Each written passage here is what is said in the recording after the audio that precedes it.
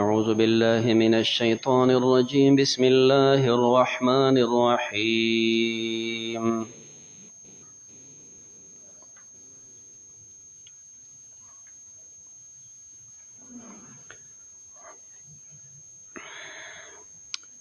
كذبت عاد المرسلين إذ قال لهم أخوهم هود ألا تتقون. وړاندې د انبیاء علیهم السلام مسلسل واقعاتو بل واقع ذکر کوي د هود علیه السلام د قوم کذبت عاد. کذبت ویلی شي په اعتبار د قبیلې سره. عاد یوه قبیله ده او چې هر کله عاد قبیله و مؤنث نو کذبت عاد المرسلین. جمع سره ویلی شي وړاندې د ټکی وی چې د یو پیغمبر تکذیب دا د ټولو انبیاو تکذیب دی. نو کذبت عاد المرسلین اذ قال لهم کله چې وی دوی ته اخوهم ورور د یهود علیه السلام الا تتقون الشرک، تاسو د شرک نه ځان نه ساتئ. انی لکم رسول امین، بېشکه زه ستاسو دپاره پیغمبر یم امین، امانتي یم، د الله احکام تاسو ته روغ رسوم. فاتقوا الله، ویرېږئ د الله نه، واطیعون، زما اطاعت وکئ. وما اسألکم علیه، زه نه غواړم ستاسو نه علیه په دې تبلیغ او په دې دعوت من اجر څه مزدوري، ان اجر نه د زما مزدوري الا علی رب العالمین، مګر د په رب العالمین. الله به د دې عوض او ثواب راکوي. د بعضې قومونو د خپل شرک سره سره د کفر سره سره څه بعضې اعمال داسې وي چې هغه بربادونکي وي. د شعیب علیه السلام قوم کې د تول او د پیمانې کمی و. د لوط علیه السلام قوم کې غلط تعلقات و. دارنګې د دوی په قوم کې بعضې عباسیات و. اتبنون، آیا تاسو آبادي کوئ، بکل ریع، په هر اوچت ځای باندې، آیتا نشانه، تعبسون، تاسو عبس کار کوئ. بعضې حضرت دا ذکر کوي چې هغه وخت دا شړ بیابانونه دي، په شړو دشتو کې سفر دی، نو خلک چې لار معلوموي نو ستورو ته ګوري او د ستورو په دې باندې اوس هم سمندري سفر په ستورو کېږي، نو په دې ستورو باندې بیا ځان ته لار معلوموله. دا ډېر زورور قوم و، نو دوی به د غونډو د دې اوچتو اوچتو په ځایونو باندې آبادیانې وکړي. نو دا مسافر چې روان دی لکه هغه ځای کې دا دغه پلاني بلډینګ دی، ښه موږ پلانکي ځای ته راورسېدو، هلته بل بلډینګ ښکاره شو. نو الله وی دا عبس کار دی. وجه دا ده چې دا مسافر په ستورو لار معلوموي، نو ستا په دې آبادۍ څه. دویم مطلب داسې ویلی شي، دوی چې کم آبادي کوله نو آبادي عموما د انسان د ضرورت دپاره وي، چې ستا څومره ضرورت دی اقو نه ځان له آبادي وکړه. دوی به داسې ریکارډي آبادي او دومره مضبوطه چې هغه پیړۍ در پیړۍ چې کم دی هغه پاتې وي. نو داسې آبادي یعنې دا عبس کار دی. آیتا دا نشانات جوړ کړئ، تعبسون، تاسو عبس کوئ. زموږ هم دا طریقه وي. نبی کریم علیه السلام د ضرورت په بنیاد باندې د آبادۍ اجازه ورکړې. د ضرورت نه زیات سیز چې کم دی نو هغې ته د مال اضاعت ویلی، د مال بربادي ورته ویلی. ستا په څومره ځای باندې کار کېږي عمره ځان له خپله آبادي وکړه، خو د ضرورت نه سوا د اضاعت المال د خپل مال بربادول دي. نبی کریم علیه السلام را روان دی، عبدالله ابن عمر ابن عاص څه چوپال شانتې لرګي ودرولي، هغه ته لیو ورکوي. تپوس یې ترې وکړه چې کوم دی څه کې؟ ویې جي دا لیو کوم. پیغمبر علیه السلام ورته وفرمیل د دې نه چې کوم دی قیمت ګوره ډېر نږدې دی، معنه دا خو بیا هم تا چې کوم دی څه سیز ودرولی دی، څه ورځې ژوند یې شتې او د انسانانو د زندګۍ د منټ هم بقا نشته، ستا مرګ قیمت قایم دی. نو د دې حدیث نه دوه ټکي محدثین راوباسي. یو دا چې پیغمبر علیه السلام دوی منع کړي نه دي چې دا عمل یې وه، دا ځای ولې جوړېدی نه دي منع کړي. نو معنا دا شوله چې ضرورت دپاره کوی شي. دویمه دا ده چې ورته وی قیمت نږدې دی، نو په دې پسې چې کوم دی اړه لګول او دا داسې مضبوطیانې آبادیت دا خسیز نه دی. نور ضرورت دپاره که کې نو کولی شي، نو دوی عبس کوي. نو آیتا تعبسون. وتتخذون مصانع، مصانع چې کوم دی دا د مصنع جمع د بعضې فرمی حوزونه. وتتخذون تاسو جوړوي مصانع حوضونه غټ غټ تالابونه چې د اوبه راوځي نو په دې تالابونو کې به یې جمع کولې.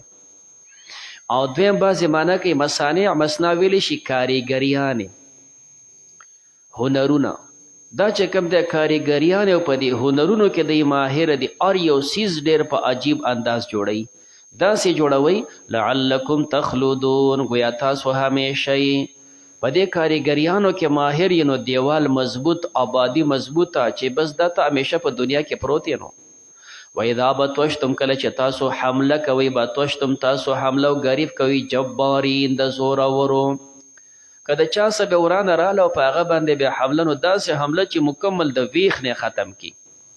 یو انسان د چا څه ورانه راشي ټیک د سوک څپېړه ده یا یې ته ووهلې یا هغه ووه استان یو کس مړ شو د هغې نه مړ شو دی به داسې نه کول چې د چا څه ورانه وه چې بچې ښځه هېڅ هم پاتې نه شي نو داسې ظالمان چې بالکل بل ختموي.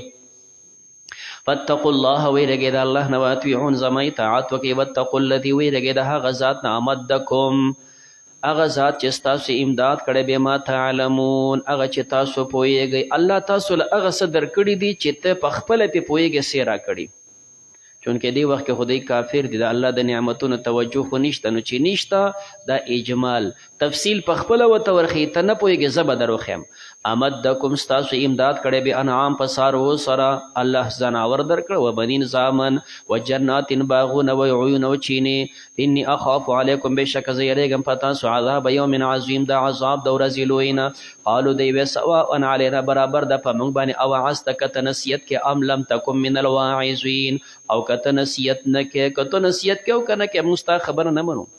ان هذا نه ده الا خلق الاولین مګر د اخلاق د پخوانو دي منه ده د پخوانو قصې دي وما نحن بمعذبین او موږ نه یو عذاب کړی شوي معنا عذاب کړی شي په دې چې څوک داسې شتې نه چې موږ له عذاب راکړي زموږ نه د چا طاقت اوچت نشتی نو مثال دی وخت کې چې کم انسان دنیا باندې ډېر په غرور کې هغه څومره په دې خلکو ظلمونه کوي د هغه خیال دا دی چې ما ته څوک څه ویلی نه شي ځکه په دورو ظلمونه کوي نو دوی هم دا وی ما نحن بمعذبین فکذبوه دی تکذیب وکړه د هود علیه السلام فاهلکناهم ما دوی هلاک کړه ان فی ذلک بېشکه په دې کې لآیة نشانه وه وما کان اکثرهم مؤمنین نو اکثر د دوی نه مؤمنان وان ربک بېشکه ستا رب له هو العزیز الرحیم خامخا غالب دی او مهربان دی کذبت ثمود تکذیب کړی ثمودیانو المرسلین د انبیاو اذ قال لهم اخوهم کله چې ورته وویل د هغې ورور صالح علیه السلام الا تتقون الا تتقون الشرک الا تتقون العذاب تاسو د عذاب نه ځان نه بچ کوئ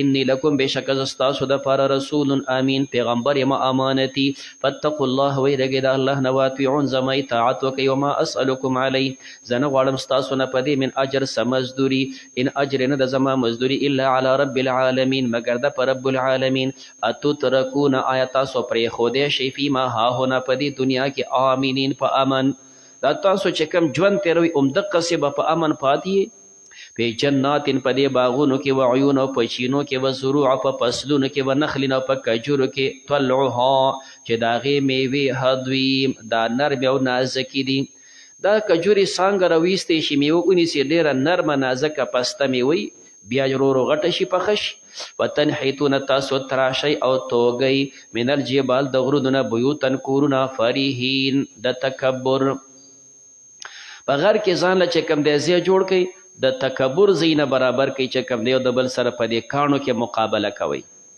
فاتقوا الله ویرګئ د الله نه واطیعون زما اطاعت وکړئ ولا تطیعوا تاسو تابعداري مه کوئ امر المسرفین د امر د زیاتې کوونکو الذین هغه کسان یفسدون فی الارض چې دوی فساد کوي په ځمکه کې ولا یصلحون دوی اصلاح نه کوي قالو دوی ورته وی انما انت بېشکه ته من المسحرین په تا سحر کړی شوی دی ستا باندې سحر کړی شوی دی او څوک لازمه نه کوي د جنون ته لیونی دا ته چې کومې خبرې کوې ما انت نه ته الا بشر مثلنا مګر یو انسان یې زموږ په شان او که خامخا ته وایې زه پیغمبر یم او ستا خبره موږ نه منو عذاب دمکي راکې فاتې نو تا ته راوړه بآیتن په نشانې سره ان کنت من الصادقین که یې د رښتونو نه ښه جي څه نشانه غواړئ نشانه دا ده چې د دې کاڼي نه اوښه راوځي هغه به چې کوم د 10 میاشتو بلار به وي بیا به چې کوم د دومره غټه وي بیا به هغه لنګه شي صالح علیه السلام الله نه سوال وکړو حق شانتی اوخه پیدا شوله. نو قال ورته وفرمیل هذه ناقة دا اوخه ده لها شرب دغه به نمبر وي. دا په داسې ځای کې آباد چې دغه یو ځای اوبو باندې د دوی ګزاره وه. نو دا ډېره غټه اوښه وه، بس یو ورځ به د دې اوښې نمبري، یو ورځ به ستاسو د ټول قوم نمبري. نو په کومه ورځ چې به د اوښې نمبر و نو ساس کې اوبه به ورته نه پرېښودلې، غونډې به د وڅکلې. او چې په کومه ورځ به د هغې نمبر نه وه، به چاته په غر کې او چاته په پولو به سرېدله. نو اوس د غونډ قوم چې کوم څاروي دي د هغوی خپل ضرورت دی، په دې اوبو باندې د هغوی ضرورت نه پوره کېده، نو تنګ شول. نو د هغې دپاره به نمبر یي، ولکم ستاسو دپاره به شرب نمبر یوم معلوم، د ورځې معلومې. د دې تقسیم نه چې کوم دی تقسیم د اوبخور معلومیږي. اوبدي چې کوم دی تقسیم شولې، لہذا دا ستا به ګنټۍ د ده به دوی داسې تقسیمات، یا د ورځ به ستی نیمه ورځ به د دي، دا تقسیمات جایز دي. او چې هر کله تقسیمات جایز شو نو بیا د یو بل اوبه نشي استعمالولی. عموما چې کوم مثال دا زموږ نهرونو کې اوبه رواني، دا ته په زول نشي استعمالولی، ځکه چې دا اوبه په خلکو خرڅي شوي. تا دپاره دا روان نهر دی، صرف څکلی شي، څاروی پې اوبه کوی شي، دومره خپل ضرورت پوره کوی شي، خو د دې نه په خپل پټی خپل باغ نشي اوبه کولی. دا د خرڅ اوبه په هغه قوم خرڅیږي، نو دا تقسیم شوی څیز وي، نو دا تقسیم هم جایز دی. نور بیا فقه کې مسله ذکر کوي چې د اوبو 3 قسمونه وي. ان كنت من الصادقین، قال دو تو فرمیل لا دا هغه به یو نمبر وي. ولا تمسوها، تاسو دا مه مسه کوئ بسوء په تکلیف سره، د اوښې ته څه وایمه. فیاخذکم که تاسو دته څه ووایې نو وبنیسي تاسو لره عذاب یوم عظیم، عذاب د ورځې لوی. دوی ته الله څونه موقع ورکړه، ګوره فرمیشي معجزې وغوښته، هغه الله ورکړه. صالح علیه السلام ورته وایي ایمان مو رانه وړو، په کار خو دا وه چې عذاب راغلی وی. اوس هم تاسو دپاره موقع د اوښې ته څه وایمه، دا موقع بیا دوی برباده کړه. اوس یې دا بچی را ایثار کوي نو بیا به هم بچ شي، هغه هم ترې نه لاړ، نو 3 واړه موقع بربادې کړې. فعقروها، دوی زخمی کړه دا اوښه، فاصبحوا دوی وګرځېدل نادمین خپیمانه. فاخذهم العذاب، ونیول دوی لره عذاب. ان فی ذلک، بېشکه په دې کې لآیة نشانه به د الله د قدرت. وما كان اکثرهم مؤمنین، نو اکثر د دوی نه مؤمنان. وان ربک، بېشکه ستا رب لهو العزیز الرحیم، خامخا غالب دی او مهربان دی. کذبت قوم لوط، تکذیب کړه قوم د لوط علیه السلام المرسلین د انبیو. اذ قال لهم اخوهم، کله چې وی دی ترور لوط علیه السلام الا تتقون، تاسو ځان نه ساتئ د عذاب نه. انی لکم، بېشکه زه ستاسو دپاره رسول امین، پیغمبر یم امانتي. فاتقوا الله، ویرېږئ د الله نه، واطیعون، زما اطاعت وکئ.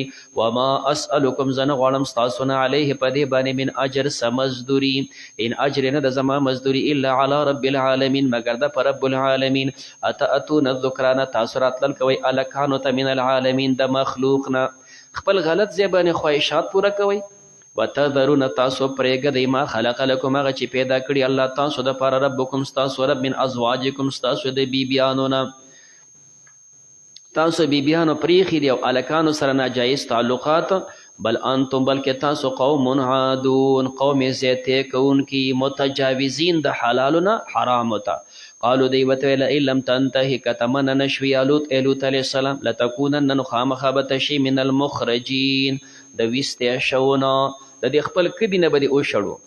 قال لوط علیه السلام ورته وی انی لعملکم، بېشکه ستاسو د عمل دپاره من القالین، د بغض کوونکو نه یم. دا چې کوم دی قالین، قال یقولو نشي او باب قیاس شي په نصره باندې، قوله یقولو شي، بیا قول تینا مصدر دی، وینا ته ویلی شي. او که قال دا چې کوم دی یقیلو شي نو بیا قال یقیلو، نو قیله یقیلو، نو بیا قیلوله ویلی شي چې کوم دی د ورځې آرام ته. او قلیه یقله سمیعه باندې بیا چې کوم دی ویلی شي بغض ته. نو دا ورته وی انی لعملکم من القالین من الباغضین، ستاسو د عمل سره زما بغض دی. هم د دې مادې نه په صورت دوحا کې چې ذکر دی ما ودعک ربک وما قلا، نه خو ته خپل رب پریښې او نه تا سره بغض کړی. رب نجیني، الله ما ته خلاصې راکړي، و اهل، او زما اهل ته مما یعملون، هغه چې دوی عمل کوي. فنجیناهم، خلاصې ورکو ده ته، و اهله، د هغې اهل ته، اجمعین، ټولو ته، الا عجوزا، مګر نه یو بوډی، فی الغابرین، دا باقي پاتې کېدونکو کې وه. د لوط علیه السلام د بیبي نه تعبیر کیږي په عجوز سره، نو یا چې کوم دی حقیقتا عجوز بوډی ده، او یا حکمن حقیقتا دا منه چې ممکن ده چې عمر رسیده ښځه د بوډی نو عجوز شوې ده فی الغابرین باقي پاتې کېدونکي، یا حکمن معنا دا ده چې ښه جوانه ده خو الله ورته بوډی وایي. وجه دا ده چې دا د پیغمبر ښځه ده او پیغمبر د دې قوم روحاني پلار وي او د پیغمبر ښځه دا روحاني مور وي، او چې د کمې ښځې دونه بچي وي چې دا دومره قومونه دي دونه بچي وي نو ته حکمن بوډی، اگر که عمر که خو به ځوانه خو حکمن د بوډیوالي ده، نه ځکه ترېنه تعبیر کی عجوز، یا عجوز حقیقتا یا حکمن. ثم دمرنا الاخرین، بیا مو هلاک کړو رستوني، وامطرنا علیهم راتوی که په دې باندې مطرن بد باران، پسا ډېر بد دی مطر المنذرین باران د یرولی شو. ان فی ذلک بېشکه په دې کې آیتا نشانه و د قدرت د الله، وما کان اکثرهم مؤمنین او نو اکثر د دوی نه مؤمنان. و ان ربک بېشکه ستا رب له العزیز الرحیم خامخا غالب دی او مهربان دی. کذب اصحاب الایکا، تکذیب کړو خاوندانو د ځنګل المرسلین د انبیو. څوارلسمه پاره باندې د مضمون وی چې اصحاب الایکا یا مدین دا دوانه یو قوم دی یا بیل بیل دی. دوانه قوله د مفسرینو شته، بعضې دا یو قوم حسابوي خو یوې خار دی یوې اطراف دی، خار مدین دی اطراف د هغه ځنګلي دي ایکا. دې دوانو ته الله پیغمبر شعیب علیه السلام را ولیږو، دی خبر نه ده منلې، الله دوی له عذابونه ورکړي. دویم قول پکې دا دی چې دا دوانه بیل بیل قومونه دي، مدین والا جدا دي ایکا والا جدا دي. شعیب علیه السلام یو ځل مدین ته لیږلی شوی دی، هغوی خبر نه ده منلې، هغه الله هلاک کړه. بیا ایکا ته راغلی، دوی خبر نه ده منلې، دام هلاک شوي دي. اوس دی وی اصحاب الرس چې کم دی دریم قوم اصحاب الرس دی، دوی خبرې نه دي منلې، الله هلاک کړي دي. نو دا غیر د مخکې نه ځکه وایي چې عذابونه بیل دي. هر چې ایکه ده نو په دې باندې دا اور باران شوی دی او په دې نورو باندې چغه ویستې شوې ده، نو پته لګي دا قومونه بیل دي. او بعضې یو ذکر کوي نو هغوی وایي یو قوم دپاره متعدد عذابونه عمر کړی شوي دي، نو دا یو قوم دی عذابونه ورته متعدد دي. اذ قال لهم، کله چې وویل دی ته شعیب علیه السلام، الا تتقون الشرک، انی لکم بېشکه زه ستاسو دپاره رسول امین پیغمبر یم امانتي. فاتقوا الله، ویرېږئ د الله نه، واطیعون زما اطاعت وکئ. او ما اسألکم علیه، زه نه غواړم ستاسو نه په دې باندې من اجر څه مزدوري، ان اجریه نه ده زما مزدوري الا علی رب العالمین، مګر ده په رب العالمین. اوفوا الکیل، تاسو پوره ورکوئ پیمانه. څنګه چې د هغه قومونو بعضې اعمال خراب د لوط علیه السلام قوم د هغوی جدا چې کوم د خبیث اعمالو، نورو چې کوم د فضول آبادیانې کولې، دوی په طول او په پیمانه کې کمی کو. اوفوا الکیل، تاسو پوره ورکوئ پیمانه. ولا تکونو، تاسو مه کېږئ من المخسرین، د تاوان کوونکو د چا نه څیز مه کموئ. وزینو، تاسو تول کوئ بالقسطاس المستقیم، په تله نیغه. ولا تبخسوا الناس، تاسو مه کموئ د انسانانو نه اشیاءهم د هغوی څیزونه. ولا تعصوا، تاسو مه ګرځئ فی الارض په ځمکه کې مفسدین فساد کوونکي. واتقوا الذي، ویرېږئ د هغه ذات نه خلقکم چې تاسو پیدا کړي، والجبلة الاولین، او پیدا کړي دي جبله جماعتونه پخواني. جبلة الاولین ویلی شي مخلوق پخواني، جماعتونه پخواني. قالو دی ورته انما انت بېشکه من المسحرین، پتا سحر کړی شوی دی، ستا دماغ کار نه کوي. او څوک د سحر مسحور معنی کوي مجنون. انما انت من المسحرین من المجنونین، ته چې کوم دی لیونی. وما انت نه ته الا بشر، مگر انسان مثلنا زمونږ په شان. و ان ظنک، بېشکه موږ ګمان کوو په تا لمن الکاذبین، خامخا د دروغجنونه. دا چې ته ځان ته پیغمبر وې نو موږ ته دروغجن ښکاري، او چې موږ ستا خبره نه منو دمکي راکړه نو فاسقط. راوغورځوه علینا په موږ باندې کسفن یوه ټوکړه من السماء، د اسمان نه عذاب دې راوله، د اسمان یوه ټوکړه د باندې راوغورځوه. ان كنت من الصادقین، که یې د رښتونو نه. قال شعیب علیه السلام تو فرمیل ربی اعلم، زما رب ښه پوهیږي بما تعملون، هغه چې تاسو عمل کوئ. فکذبوه، دی تکذیب وکړو د هغه. فاخذهم، ونیول دوی لره عذاب یوم الظله، عذاب د ورځې ظله، د سوري د وریځې. نو دوی باندې الله بارانونه بند کړه، 3 کاله په دوی باندې چې کوم دی باران بند شو، ښه چې کوم دی په دې ګرمۍ کې اوتړه سخېدل.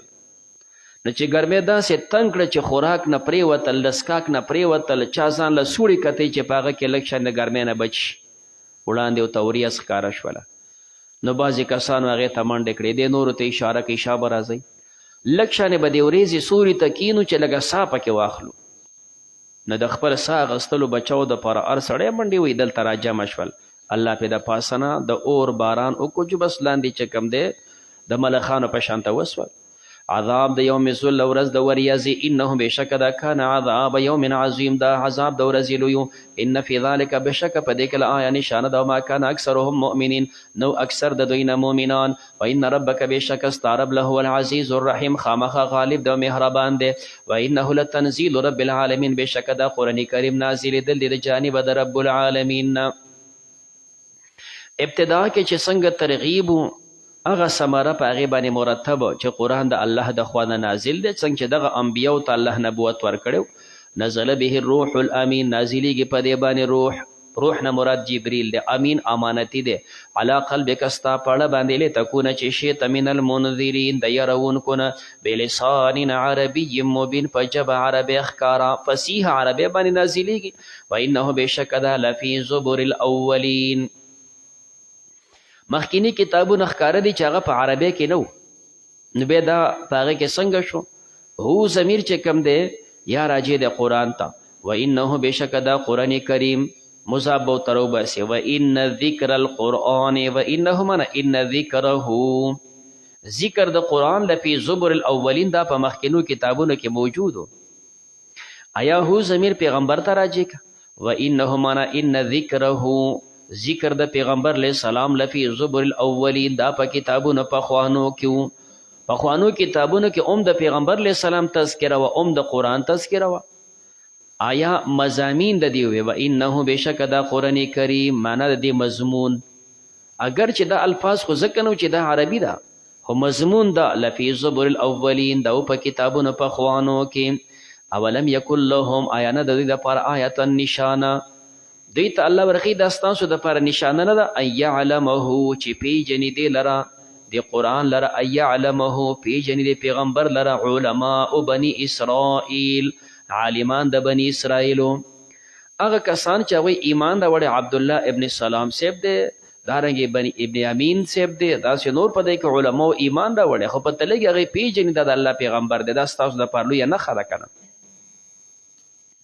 ولو نزلناه که موږ دا قرآن نازل کړی وی علی بعض الاعجمین په بعضو عجمیانو فقرأه علیهم هغې لوستلی وی په دې عربو ما کانو دی نو به مؤمنین چې په دې ایمان راوړی وی ځکه چې دا عرب دی خو ځان ډېر فصیح ګڼي دی ځان چې کوم د ډېر بلیغ ګڼي نو که بله ژبه کې قرآن راغلی وی یره جي موږ په دې نه پوهېږو ښه الله وی تاسو ته مې په هغه فصیحه ژبه نازل کړو کذالک هم دارنګې سلکناهو موږ چلو سلکناهو دا تکذیب موږ چلو دغه تکذیب فی قلوب المجرمین پړونو د مجرمانو کې دا څومره قومونه بیان شو هغوی تکذیب کو دقسې دا تکذیب را روان دی دوی ته هم راورسېدو نو لا یؤمنون به د ایمان نه راوړي په دې قرآن کریم حتی تر دې پورې یرو العذاب العلیم چې دوی ویني عذاب دردناک فیأتیهم راشي دوی ته بغتة ناڅاپه هم لا یشعرون او دوی به نه پوهېږي فیقولو بیا به دوی وی هل نحنو آیا یو منګه منظرون مهلت کړی شوي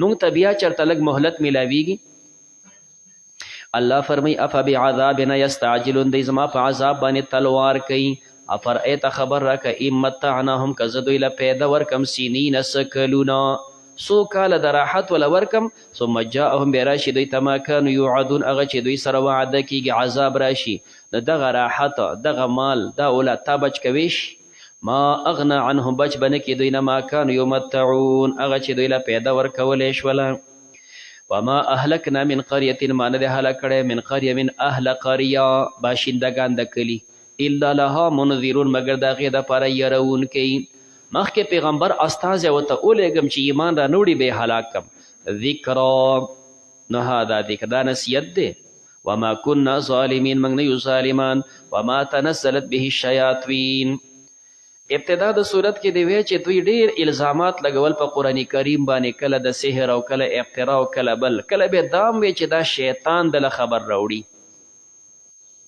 ځکه خو چې کله پیغمبر علیه صلات وسلام باندې څه ورځې وحی بنده شوله نو دی به ورته وي هغه کم شیطان چې راته اوس هغه شیطان دا پرېښی دی. الله جواب کوي ما تنزلت به شیاطین، دا قرآن په دې نه نازلیږي شیطانان نه راوړي. وما ینبغي لهم، او نه دی مناسب د هغوی دپاره د شیطان کار خوراني. او قرآن کریم خو ښایسته مضامین دي، د انسانانو اصلاح ده، د وعظ او د نصیحت خبرې دي، د شیطان د دې سره څه مناسبت دی؟ او درېیمه دا چې ما یستطیعون، د هغې طاقت هم نشته چې داسې فصیح کلام دې راوړي. نو درې جوابات. انهم بېشکه دوی عن السمع، دا د اورېدل نه لمعزولون، دی بندولی شي، هغوی د سر اورېدو ته پرېښودلی شي. وحی نازلیږي نو فرشتې سره څوکیدار فرشتې ورسره. فلا تدعو، پس ته مه بله مع الله، د الله سره اله آخر بل معبود، فتکون من المعذبین، شی به د عذاب کړی شو نه، تا ته به عذاب میلو شي. وانذر، ویروه عشیرتک الاقربین، خپله قبیله نږدې. پنځم کال د نبوت باندې الله دا ټوکړه نازله کړه، وانذر عشیرتک الاقربین. پیغمبر علیه صلات وسلام د صفا غر ته وختو، دوی ته څادر او کپړه وخوځوله. دا د هغه زمانې همګامي اعلان دی چې یو سړي به څادر کپړه وخوځوله، هر سړي به ځان وررسوه. د دې نه ډېر هنګامي به و نو هغه به کمیس ورته ویستو، او چې کله به د بل ځای نه و نو په دې سورلی باندې به الټه سور شو. سر به د لکۍ سیټ ته کو چې کوم دی مخ، او شا به د څاروي مخ ته کړه، او کمیس به ویستو. نو چې بیا به داسې کپړه وخوځوله نو دا به بلکل هغه امرجنسي حالت و چې هر سړی به ځان حاضري، خپل به هر کار پرېږدي. نو پیغمبر علیه السلام صفا غر باندې دې ته کپړه وخوځول، دا غونډه جمع شول چې څه هنګامي خبره ده. نبی کریم علیه السلام ته وفرمیل که زه تاسو ته ویم چې د دې غر نه په شا تاسو باندې دشمن دی حمله کوي، زما خبره منئ؟ دې ټولو ورته ویل بلکل من. د دوی داخل و چې ګینې پلانکي قوم سره زمونږ ورانه ده، کیدای شي هغه قوم هغه ګینې حمله کوي او ده ته به پته وي. بلکل منو چې ته وایې ځکه چې ما جربناکه، که دی به موږ په تا باندې د دروغو چېرته تجربه نه ده کړې چې تا په ژوند کې دروغ ویلي. نو چې دی په خپله دا ومنله چې ته صادق یې، تا دروغ نه دی ویلي. پیغمبر علیه صلات وسلام ته وفرمیل قولوا لا اله الا الله، تاسو لا اله الا الله ووایئ، ورنه تاسو باندې د الله پوجونه فرشتې عذاب د باندې را روان دی. د ټولو انکار وکړو. د غونډو چې کوم دی په یو خوله باندې انکار وکړو. خپل کاکا سکه ابولهب نوم یې عبدالعزا دی، دی را پاڅېده او سکاڼ یې راواغسته، پیغمبر علیه السلام باندې ګزاره مو کو، ورته یې تبا لک سائر الیوم الهذا جماعتنا، هلاک شه دا غونډه ورځ چې تا موږ ته چغې والي صرف دې دپاره دې راته وایې. دا غونډې نه روان شول. بیا نبی علیه السلام یو ته آواز که، یو قبیلې بلې قبیلې، بیا کورنۍ ته، بیا یو فرد ته، د یو ته بیا آواز کو.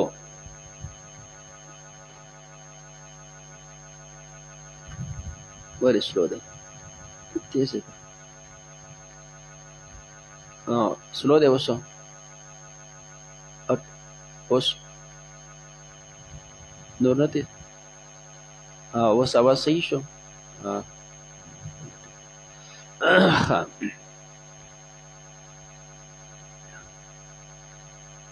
نبی کریم علیه السلام د یو ته دعوت ورکو. نو الله فرمی ته مخکې د خپله نږدې قبیله او خپل قوم ویروه. د دپاره ډېر وجوهات د یو دی چې دا دین څومره خبرې دي، دا خیرخواهي ده. معنا دا ده چې دا د خیر سیز دی، او دنیا کې قانون دا دی چې هر انسان خیر ځان دپاره غواړي، بیا دویم نمبر خپلو رشتهدارو دپاره غواړي. نو د دین خیرخواهي دا ده چې اول ته په خپله دین ځان کې راولي، ځکه دا د خیر سیز دی او خیر خلک ځان دپاره غواړي، بیا خپلې کورنۍ دپاره خیر دوی له ورکوي. خلک کم چې یو سړی عهدهدار وي او عهده تقسیموي نو دی بل له ورکوي، لومبیا خپل خپلوان له ورکوي. دا دین هم دغه شانې سیز دی. نو ځکه یې ورته وفرمیل ته خپل اقربین دا ویروه. دویمه دی چې هر سیز دپاره یوه لار وي، د دین د خورولو دپاره ماحول غواړي. نو ته خپله خو که عالم یې، په خپله نیک سړی، خو چې کور کې تا دپاره ماحول برابر نه وي، هغه شته دین به دنه پاتې شي.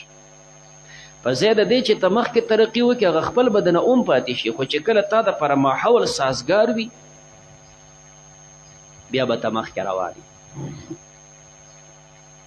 د دې وجې نه تاسو کتی شي طالب وي فارغ شي نو چې کور ته لاړ شي خو ده په خپل کور کې رونه مور پلار کاکا ماما هلته خپله طالبي نه ده ښوولې، طالبي کړې ده خو چې کور ته راغلی تلې زمیندارۍ کړې ده او تلې چې کوم دی بخورې کړې ده او څاروي ساتلي دي، هغوی ورته هغه شانتې عام کس ګوري. نو چې دی فارغ هم شي هغه شانې به ته ګورې اوس غوا ساته او که نه ده ورته خپله طالبي وښیې بابا لالا کاکا زه طالب یم ښه هلته مې چې ته سبق اوس چې کور ته رالم خپل کتاب ګورم خپل جومات کې ناست یم بانګونه کوم منځونه کوم تقریرونه کوم.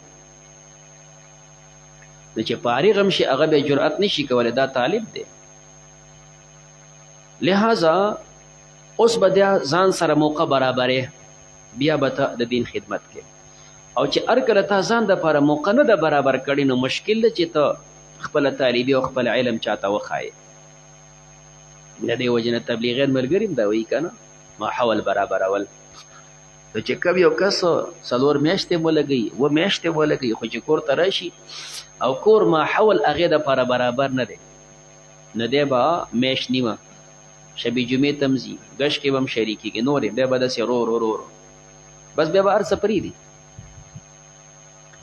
د پیغمبر علیه صلات وسلام ته الله وفرمیل ته خپله نږدې قبیله ویروه دا ماحول ځان له جوړ کا چې ماحول تا دپاره برابر شي. واخفض جناحک او ښکته که خپلې وزرې لمن اتبعک هغه چا دپاره چې ستا تابع دي من المؤمنین. وزرې ښکته که دوی سره په عاجزۍ باندې په نرمۍ باندې ژوند کوه نو ملګرو سره په نرمۍ ژوند کې.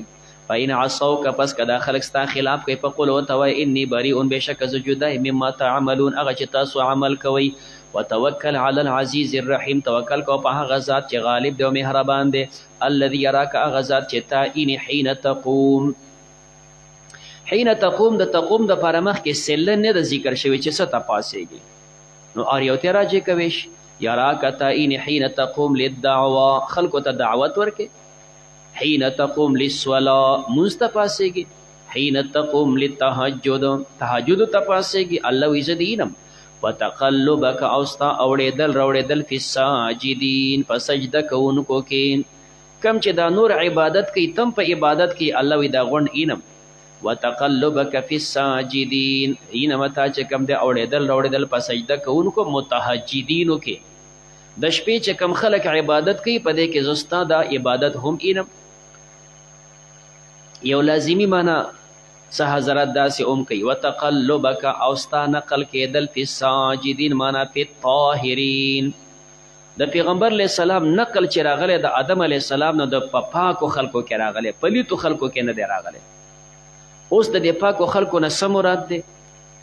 نو عام حضرات د پاکو خلکو معنا کوي چې د پیغمبر علیه صلات وسلام نسب چې د آدم علیه السلام نه را نقل دی نو په پاکو خلکو سره نقل دی معنا په نکاح سره چې کم دی د هغه د بدن حصه نقل شوې ده په بد عملۍ سره نه ده نقل شوې. نو تقلبک ستا نقل فی الطاهرین په پاکو خلکو کې چې په نکاح سره ستا ماده نقل شوې ده په بد عملۍ سره ده نقل شوې. نو دغه تقلب فی الطاهرین دا معنا ده. ځینې حضرات د دې داسې معنا کوي تقلبک فی الساجدین ستا نقل کېدل فی الساجدین چې کوم دی په سجده کوونکو یعنی مسلمانانو کې. نو بیا د پیغمبر علیه السلام نسب دوی ذکر کوي چې دا په اسلام داسې مخکې ذکر کوي نو دا بعید ده. وجه دا ده چې پیغمبر علیه السلام دا د ابراهیم علیه السلام نوسی دی او ابراهیم علیه السلام پلار آزر مسلمه ده چې هغه کافر تلی دی. داسې دې سره سره چې کوم دی وقرونا بین ذلک کثیره ډېرې پیړۍ ډېر قومونه په منځ کې الله وایي ما تاسو ته نه دي ذکر کړي نو هغې څه پته لګي چې په دې کې مسلمانان څونه دي او کافر څونه دي. نو ځکه دغه معنا چې ګینې د پیغمبر علیه السلام نقل دا د مسلمانانو کې راغلی دی بعید ده. انه بشک الله السمیع العلیم اوریدونکی دی او پوهه دی. هل انبئکم زه تاسو ته خبر نه در کوم. وړاندې دی وی چې قرآن شیطانان راوړي الله 3 جواب وکړو شیطانان قرآن نشي راوړی او شیطانان د چا ملګري دي؟ نو زه تاسو ته خبر نه درکوم علی من تنزل الشیاطین شیطانان چا سره نازلیږي د چا خواته راځي تنزلو دا شیطانان نازلیږي علی کل افاک په هر دروغجن اسیم ګناهګار شیطانان خو د دروغجن ګناهګار خواته راځي او پیغمبر علیه السلام چې کوم دی نه دروغجن دی او نه ګناهګار دی یلقون السمع دوی ږدي غوږ فرشته چې کومه خبر راوړي هغې ته غوږ کیدي یوه خبره ترې نه راوالي بیا خپل چې کوم ملګري ته راوړي هغه ورسره دروغ یو ځای کړي واکثرهم کاذبون زیات د هغوی دروغجن وي دا د هغې جواب اوس سره بل طرف ته دوی دا وایي چې قرآن ته دوی شعر وی الله فرمایي دا شاعران څوک دي والشعراء شاعران یتبعهم الغاوون د هغې تابع وي ګمراه خلک د شاعر خلک ملګري خو عام ګمراه خلک وي لہذا د پیغمبر ملګری که دا پیغمبر شاعر وی قرآن شعر وی دا ملګری به ګمراو او د پیغمبر علیه السلام ملګري خو ګمراهان نه دي او سنجیده پوهه خلک دي نو څنګه دا شاعر دی او پیغمبر څنګه شاعر دی الم ترى ته نه ګورې انهم بېشکه دا شاعران په کل واد په هر بیابان مراد د بیابان نه هغه سوچ او فکر دی یهیمون دوی متحیر وي څوک په دې بیابان روان دی چې د خرو صفت کوي دا یو بیابان دی چې کوم د خر لکۍ دونه و بدن یې دومره و مزل یې ده و الوته به داسې څوک چې کوم دی د اوښانو په صفت کې روان دی دا یو بل بیابان دی اوښه دا ده چې کوم دی او دنګه ده او غړی دا ده هغه په دې صفت کې دی څوک چې کوم دی د جینکو په صفت کې روان دی څوک د فصلونو په صفت دا هغه بیابانونه دي شاعران په یو طرف باندې روان شي هغه شی چیړي